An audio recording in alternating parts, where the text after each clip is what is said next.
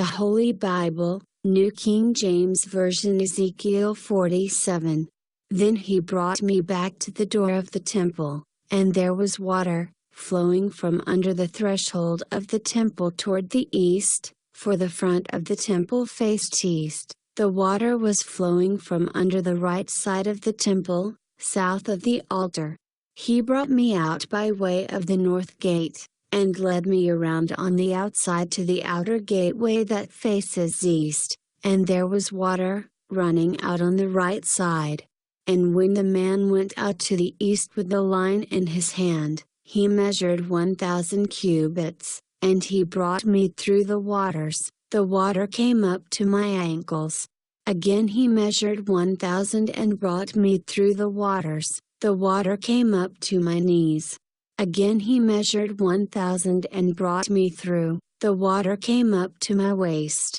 Again he measured 1,000, and it was a river that I could not cross, for the water was too deep, water in which one must swim, a river that could not be crossed. He said to me, "Son of man, have you seen this?" Then he brought me and returned me to the bank of the river. When I returned, there, along the bank of the river, were very many trees on one side and the other. Then he said to me, "This water flows toward the eastern region, goes down into the valley, and enters the sea. When it reaches the sea, its waters are healed. And it shall be that every living thing that moves, wherever the rivers go, will live. There will be a very great multitude of fish, because these waters go there, for they will be healed, and everything will live wherever the river goes. It shall be that fishermen will stand by it from En-gedi to En-eglaim, they will be places for spreading their nets. Their fish will be of the same kinds as the fish of the great sea, exceedingly many. But its swamps and marshes will not be healed, they will be given over to salt.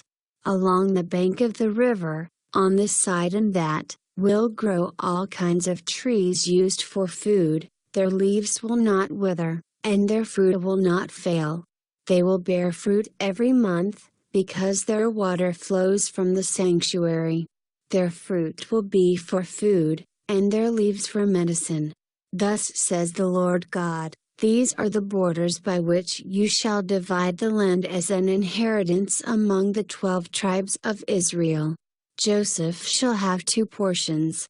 You shall inherit it equally with one another, for I raised my hand in an oath to give it to your fathers, and this land shall fall to you as your inheritance.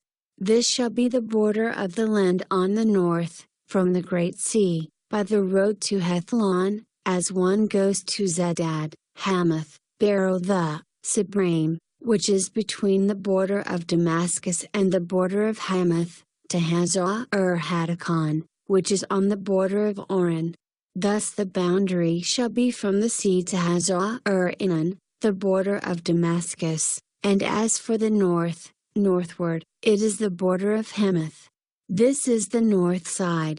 On the east side you shall mark at the border from between Oren and Damascus, and between Gilead and the land of Israel, along the Jordan, and along the eastern side of the sea.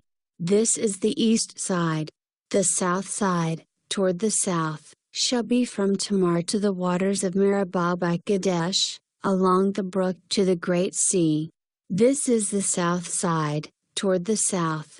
The west side shall be the great sea, from the southern boundary until one comes to a point opposite Hamath. This is the west side.